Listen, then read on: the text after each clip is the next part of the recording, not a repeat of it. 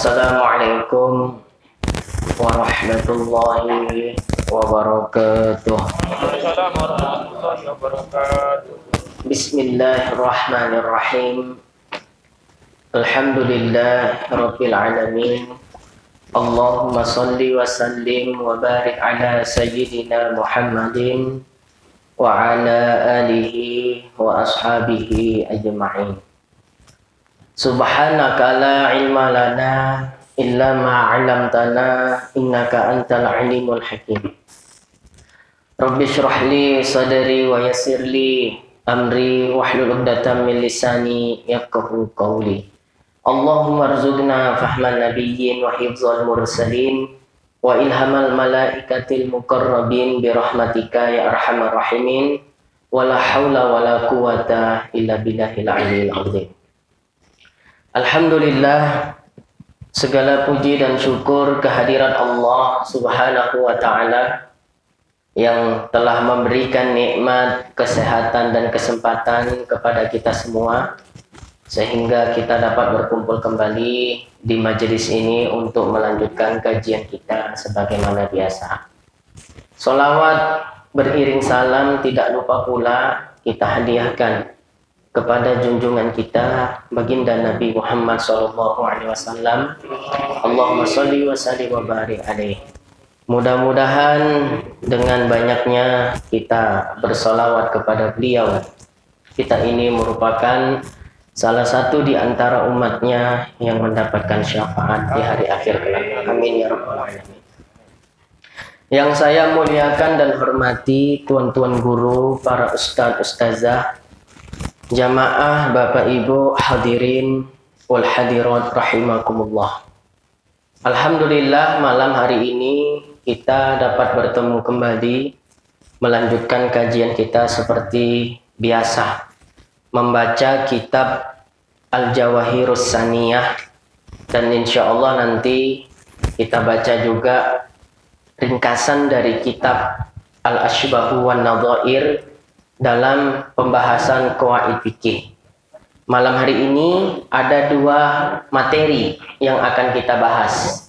Fikih dengan qawaid fikih. Loh, sama apa beda itu Ustaz? Beda. Dia ada tiga. Ada usul fikih, ada fikih, kemudian ada qawaidul fikih.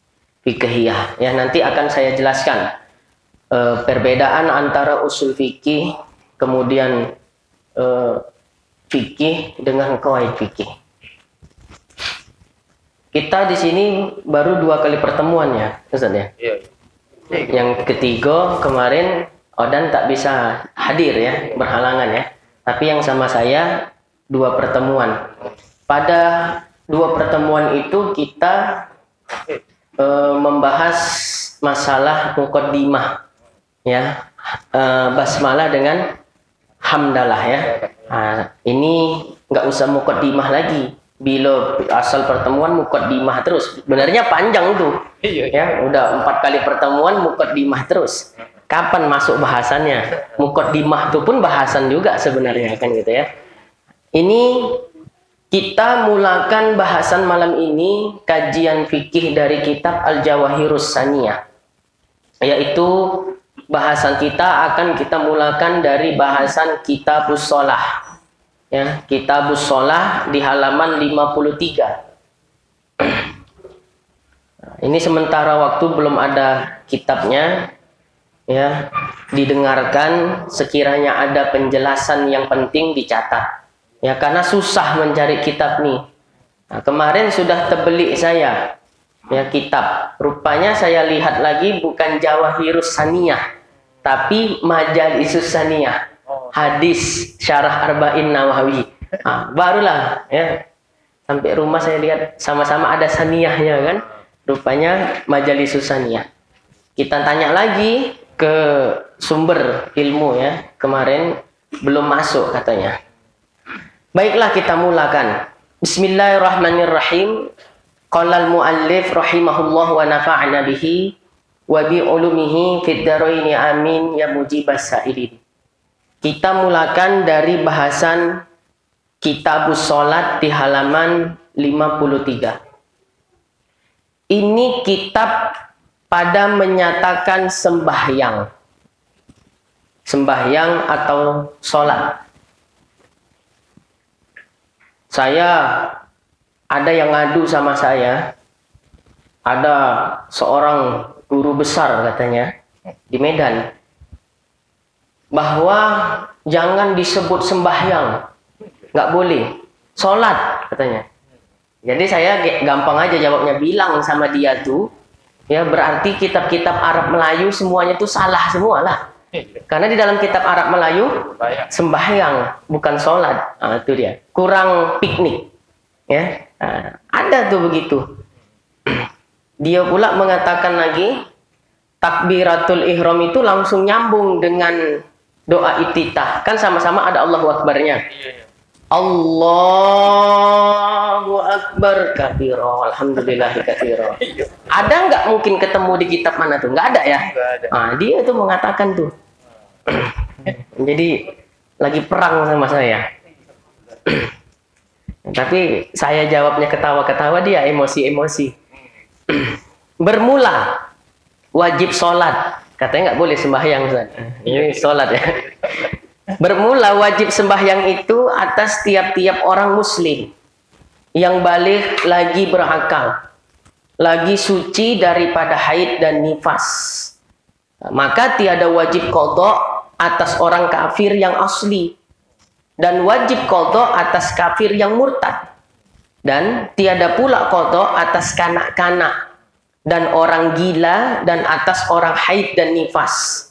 Dan demikian lagi tiada wajib qadha atas orang pitam dan mabuk, melainkan jika sengaja memakan yang memabukkan ia, ketahui akan dia yang memabukkan, maka wajib atasnya qadha akan sembahyang yang ia tinggalkan zaman mabuknya. Bahasan kita mulakan dari bahasan sembahyang. Kitabus sholat, yaitu bahasan tentang sholat. Sholat menurut definisi adalah ad-du'a. Artinya adalah doa. Adapun menurut istilah, aqwalun wa af'alun muftatahatun bitakbiri wa muftatahatun bitaslimi, ya, bitaslimi. Adapun sholat menurut istilah syara, beberapa perkataan, beberapa perbuatan dimulai atau dibuka dengan takbir, ditutup ya dengan salam, ya, bisyara'ita, dengan beberapa syarat. Kalau di Fathul Qorib redaksinya begitu. Definisi sholat ini yang sering kita dengar, aqwalun wa af'alun muftatahatun bitakbiri wa muftatahatun bitaslimi, ini adalah definisi sholat menurut Imam Rafi'i. Ya, kalau menurut Imam Nawawi, ya, tidak ada bisyara'id, ya, tidak ada tambahan kalimat dengan beberapa syarat. Aqwalun wa af'alun, ya, muftatahatun bitakbiri wa dan ditutup dengan bitaslimi, ya kan? Nah, udah begitu aja dia versi Imam Nawawi. Jadi kata ulama, dari dua definisi sholat, ya, yang lebih lengkap definisinya adalah versi Imam Rafi'i. Itu yang sering kita dengar, aqwalun wa af'alun maftutatun, ya, bi takbiri wa terbalik ya kan, muhtatamatun bi taslimi, ya, bisyaro itu maksusotin, ya, bisyaro itin atau bisyurutin maksusotin. Kalau di kitab Fathul Qorib, ya, bisyaro itu gitu dia versinya. Nah, itu yang versi Imam Rafi'i. Beberapa perkataan, beberapa perbuatan. Apa maksud perkataan dan perbuatan? Perkataan di sini, beberapa perkataan yang dimaksud di dalam definisi sholat adalah rukun-rukun qauli. Ya, karena di dalam sholat, rukun sholat yang muktamad itu ada 13. Ada berapa? 13. Ini versi muktamad. Ada juga yang mengatakan 15, 17, dan seterusnya. Padahal itu juga. Cuma bedanya begini. Misal, rukun sholat ke-8 adalah ruku beserta tumak ninah. Ruku dengan tumak ninah dijadikan satu nomor. Rukun sholat ke-8 adalah ruku beserta tumak ninah. Dengan penghitungan seperti ini, maka akan hasil atau didapatlah bilangan rukun sholat itu 13. Tapi ada ulama yang memisahkan antara rukun dengan tumak ninah menjadi rukun tersendiri. Contoh, rukun sholat yang ke-8 adalah ruku. Rukun sholat yang ke-10 adalah tumak ninah ketika ruku. Nah, dipisah dia. Makanya ada jumlahnya nanti 17 bahkan 18. Ya, di kitab Fathul Qorib itu 18. Kenapa? Dengan menjadikan tumak ninah di dalam ruku, di dalam iktidal, di dalam sujud, dan duduk di antara dua sujud menjadi rukun tersendiri. Nah, kalau tadi kan digabung dia. Rukun sholat ke-8 adalah ruku beserta tumak ninah. Jadi ruku dengan tumak ninah dijadikan satu nomor dia. Makanya ini bilangan nanti rukun sholat 13 bilangannya seperti itu. Jadi artinya begini, yang mana yang betul? Rukun sholat 13 atau 15 atau 18? Ya, nah, semuanya betul. Ya, cuma cara penghitungannya saja yang berbeda. Jadi yang mengatakan rukun sholat 18, dia tidak menambahkan rukun baru, tidak. Ya, paling tidak nanti di terakhir niat keluar dari sholat. Ya, ada yang mengatakan itu rukun, tapi masih jauh bahasan kita itu. 20 tahun lagi mungkin nyampe bahasan itu. Karena kalau hidup lagi, ya, sebulan sekali kita mengaji, ya, menunggu tuh, sabar-sabarlah dulu. Nah, artinya jelas ya, rukun sholat ada 13. Ini pendapat yang muktamad di dalam kitab Minhajut Thalibin wa Umdatul Muftin, karya daripada Al-Imam Muhyiddin Abi Zakaria Yahya bin Syaraf An-Nawawi Ad-Dimashqi Asy-Syafi'i. Adapun pendapat yang mengatakan rukun sholat 18 itu pendapatnya Imam Rafi'i. Artinya walau 13 dengan 18, ya, artinya tidak ada perbedaan sebenarnya. Cuma cara penghitungannya saja yang berbeda. Paham ya kira-kira ya? Nah, di dalam fikih mazhab Syafi'i, kalau terjadi perbedaan pendapat antara Imam Nawawi dengan Imam Rafi'i, maka pendapat yang diunggulkan atau pendapat yang dianggap muktamad adalah pendapat Imam Nawawi. Ini rumusan fikih. Jangan dirubah-rubah ini. Ya.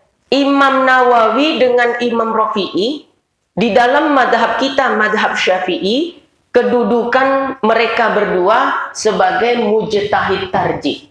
Jadi mujtahid itu ada tingkatan-tingkatannya. Ya, mujtahid mustaqil atau mujtahid mutlak. Itulah imam-imam mazhab kita. Ya, Imam Abu Hanifah, pendiri mazhab Hanafi. Imam Malik, pendiri mazhab Maliki. Imam Syafi'i, pendiri mazhab Syafi'i. Imam Ahmad ibn Hanbal, itu adalah pendiri mazhab Hambali. Keempat orang ini disebut dengan mujtahid mustaqil atau mujtahid mutlak. Mujtahid mutlak itu apa? Orang yang mampu, ya, mengistimbat hukum, mengambil hukum langsung dari Al-Quran dan Sunnah.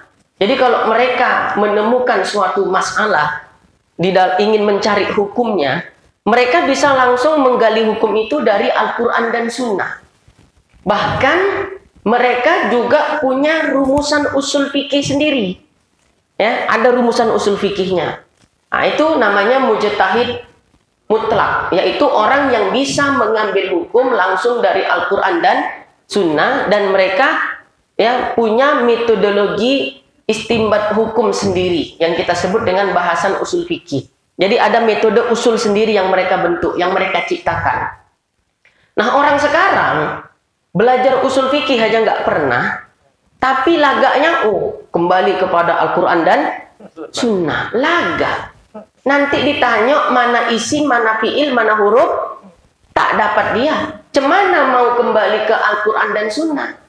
Nah, jadi mimpi di siang bolong tuh. Kalau ada orang yang mengatakan nggak usah pakai mazhab, ya, karena mazhab itu tidak maksum. Yang maksum itu Al-Quran dan Sunnah. Dia nggak ngaca. Jadi kalau jumpa orang kayak gitu jangan berdebat. Belikan dia kaca, suruh dia berkaca. Ya, paham maksudnya? Ya, nggak usah keluarkan dalil. Karena syarat mau menjadi mujtahid mutlak, dia harus menguasai ilmu-ilmu yang berkaitan dengan Al-Quran dan Sunnah. Nasikh mansuhnya, mutlak muqayyadnya, ya, dan yang lain-lainnya, amwal khosnya. Bukan hanya itu, dia juga harus menguasai ilmu-ilmu alat yang tidak kurang jumlahnya dari 20 macam bidang ilmu. Ini nahu sorob aja belum khotam, cemana nak kembali kepada Al-Quran dan Sunnah. Jadi itu membongak kalau kata orang Medan. Ya, kami nggak pakai pendapat mazhab. Ya, kami berhukum itu dengan Al-Quran dan Sunnah. Dikira dia, ya, kita pakai mazhab itu tidak menggunakan Al-Quran dan Sunnah. Itu keliru. Nah, itu dia. Paham ya? Jadi itu namanya mujtahid mutlak. Orang yang bisa menggali hukum langsung dari Al-Quran dan Sunnah, dan mereka menciptakan sebuah rumusan usul untuk istimbat hukum dalam mazhab mereka masing-masing. Nah, yang kedua, ada namanya mujtahid ghairu mustaqil. Mujtahid ghairu mustaqil ini adalah murid-muridnya daripada imam mazhab itu. Ya, seperti kalau kita di dalam mazhab Syafi'i, murid Imam Syafi'i itu banyak. Ada Imam Muzani, ada Imam Buwaiti, dan imam-imam yang lainnya. Ya, bukan imam sholat, ya. Ulama, imam di situ maksudnya ulama yang menjadi panutan ummah. Nah, Imam Muzani sebenarnya dia mampu menggali hukum langsung dari Al-Quran dan Sunnah. Tapi dia tidak mampu menciptakan sebuah rumusan usul sebagaimana rumusan usul yang dibuat oleh Imam Syafi'i. Jadi Imam Muzani di dalam mengistimbat hukum, ya, beliau ikut metodologi istimbat hukum imamnya. Itu namanya mujtahid ghairu mustaqil. Nah, kemudian tingkatan yang ketiga ada namanya mujtahid tarjih. Ya, bukan lembaga tarjih. Ini mujtahid tarjih. Apa fungsi daripada mujtahid tarjih di dalam mazhab kita, mazhab Syafi'i? Fungsi mujtahid tarjih ini untuk mentarjih atau meneliti kaul-kaulnya imam mazhab. Ya, jadi begini, Imam Syafi'i terkadang di dalam satu masalah beliau memiliki beberapa fatwa. Ya, beberapa fatwa. Contoh misal, apa hukum menghadiahkan pahala bacaan Al-Quran kepada orang yang sudah meninggal dunia? Imam Syafi'i ketika beliau berada di Irak, Imam Syafi'i mengatakan tak sampai. Ini memang fatwa Imam Syafi'i yang disebut dengan qaulul qadim. Tapi ketika Imam Syafi'i pergi ke Mesir, rihlah ilmiah, belajar ke Mesir, beliau merevisi fatwanya. Yang tadi beliau mengatakan tak sampai, beliau mengatakan sampai. Itu adalah qaulul jadidnya Imam Syafi'i. Nah, itu dalam satu masalah Imam Syafi'i terkadang punya beberapa fatwa atau beberapa pendapat. Nah, kita sebagai orang awam tidak boleh langsung mengambil pendapat Imam Syafi'i yang belum ditarjih oleh mujtahid tarjih. Mujtahid tarjih itu tadilah Imam Nawawi, Imam Rafi'i. Jadi Imam Syafi'i punya dua pendapat. Satu mengatakan sampai, satu mengatakan tidak sampai. Karena dia Wahabi, dia bilang lah, menurut aku yang kuat pendapat adalah tak sampai. Namanya dia Wahabi, anti tahlilan.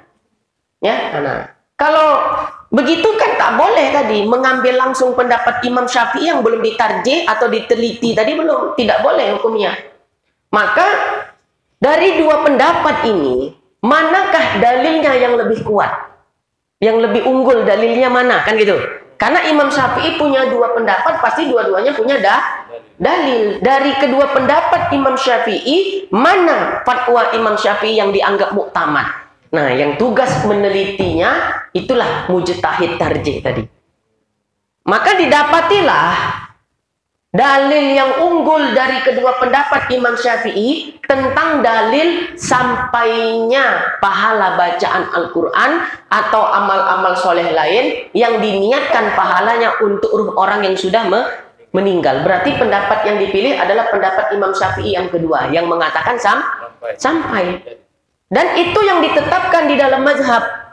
Makanya di dalam kitab I'anatut Thalibin jilid ketiga dikatakan, menghadiahi pahala amal-amal soleh, sedekah, bacaan Al-Quran kepada mayit, maka kaul yang muktamad di dalam madhab kita Syafi'i sampai kepada si mayit. Adapun pendapat Imam Syafi'i yang mengatakan tidak sampai dianggap qaulud dhaif, pendapat yang lemah.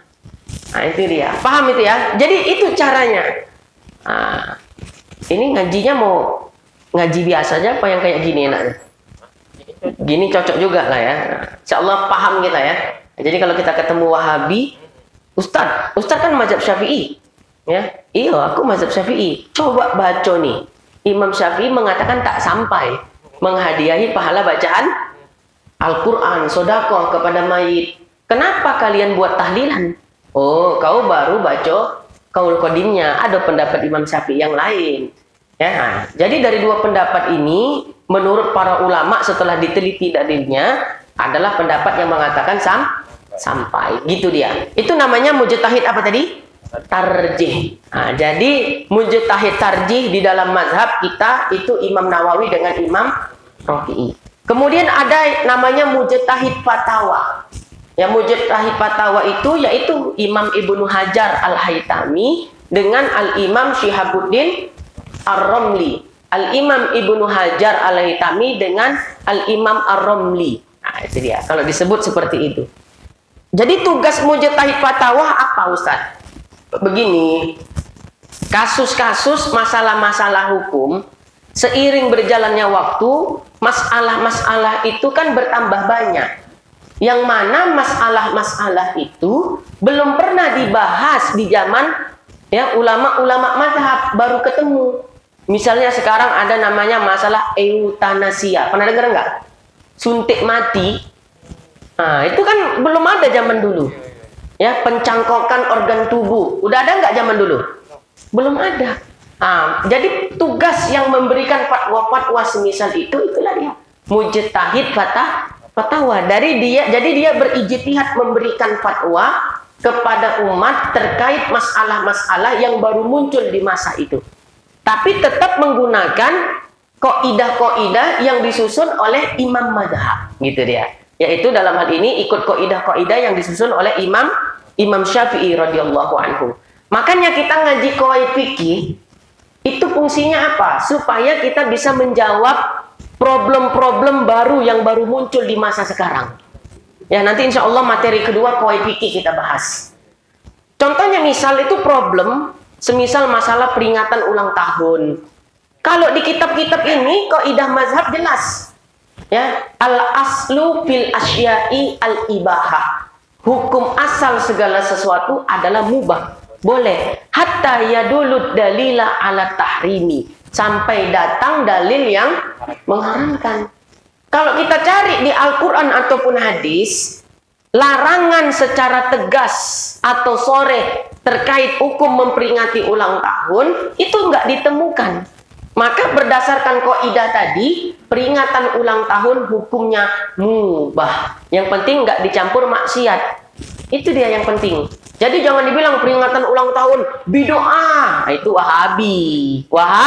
Wahabi. Nah, ini makanya penting kita belajar apa tadi qawaid fikih supaya kita paham. Baik. Yang dimaksud dengan apa tadi? Perkataan-perkataan dan perbuatan-perbuatan di dalam sholat, perkataan-perkataan di situ adalah rukun qauli. Pendapat yang muktamad rukun sholat ada 13. Dari 13 rukun, ulama membaginya kepada 2, yaitu dengan disebut rukun qauli dan rukun fi'li.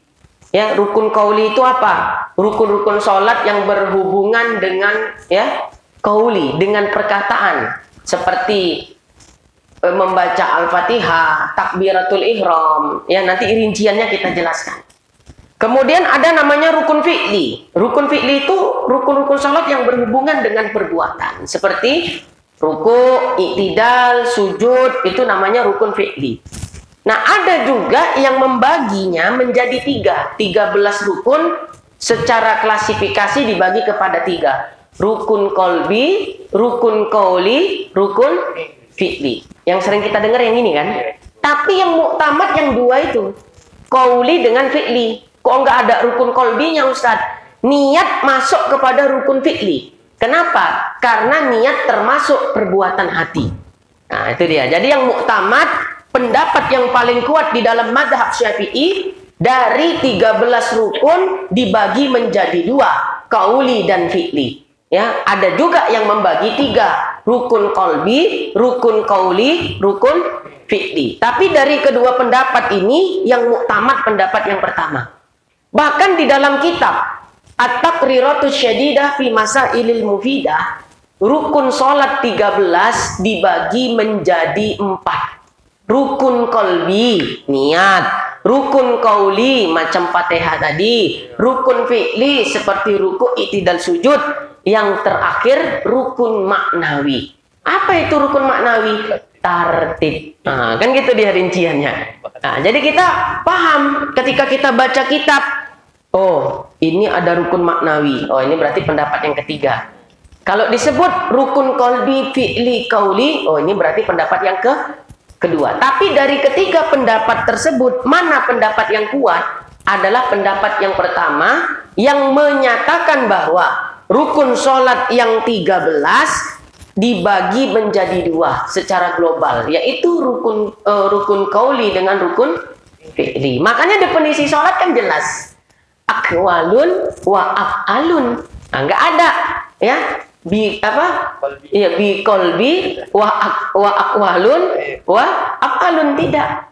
Definisi sholat di kitab-kitab 2 aja, aqwalun wa af'alun, muftatahatun bi takbiri, muhtatamatun bi taslimi. Kan 2, beberapa perkataan, beberapa perbuatan.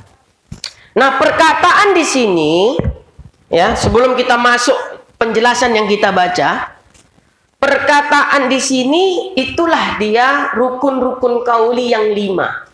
Nah, jadi Bapak Ibu, rukun qauli di dalam sholat itu ada 5.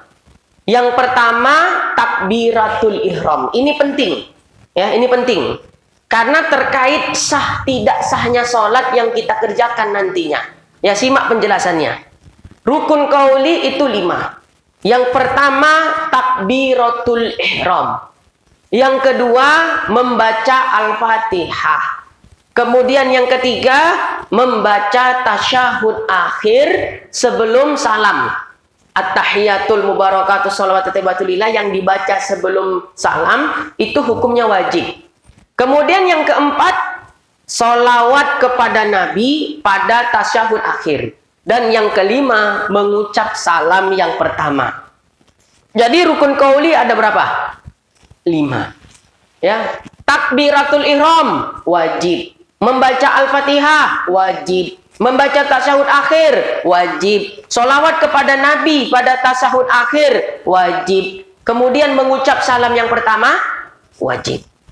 Banyak yang tahu kalau semua yang saya sebutkan itu wajib. Tapi secara prakteknya nanti banyak yang tidak memenuhi syarat sahnya mengamalkan rukun qauli. Jadi syarat sahnya mengamalkan rukun qauli Rukun qauli yang 5 macam itu ketika dilaksanakan harus memperdengarkan suara pada telinga diri sendiri. Gerakkan bibir, perdengarkan suara pada telinga diri sendiri. Dalam arti apa? Kalau ada orang sholat ketika takbiratul ihram, bibirnya tidak bergerak. Dia mengucap takbir di dalam hati. Tak bergerak. Takbiratul ihramnya tidak sah. Takbiratul ihram itu wajib. Maka bisa berakibat sholatnya tidak sah. Ini bukan mazhab Syafi'i saja. 4 mazhab menyatakan bahwasanya menyebutkan sesuatu di dalam hati itu tidak dikatakan membaca. Sementara yang dikatakan membaca menurut mazhab Hanafi, ya, menurut mazhab Syafi'i dan Hambali itu dengan menggerakkan bibir dan mesti memperdengarkan suara ke telinga sendiri. Jadi kalau ada orang sholat hanya bibir saja yang bergerak, tidak memperdengarkan suara pada telinganya sendiri ketika melakukan rukun qauli yang 5, itu belum dianggap sah menurut mazhab Syafi'i. Tapi kalau menurut mazhab Maliki sah. Ya, artinya kesimpulannya gini. Ya, pakai mazhab yang mana nih cocok Ustaz? Nah, kesimpulannya begini. Kalau sholat ketika takbiratul ihram, gerakkan bibir kita dan perdengarkan suara pada telinga kita sendiri. Contoh. Karena pakai mic denger ya. Nah, jangan bibir tuh tak bergerak. Tidak sah nanti sholatnya. Baru takbiratul ihram. Fatihah gimana lagi? Ya. Ketika membaca Fatihah, gerakkan bibir, perdengarkan suara pada telinga sendiri.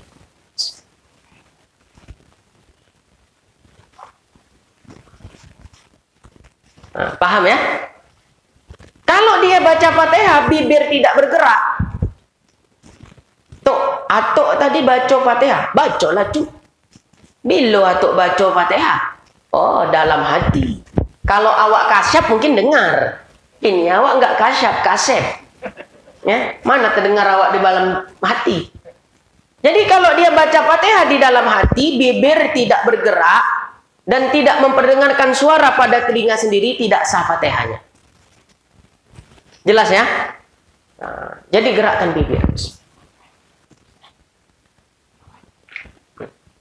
2. Yang ketiga, waktu baca tasyahud akhir, gerakkan juga bibir. Nah, gitu.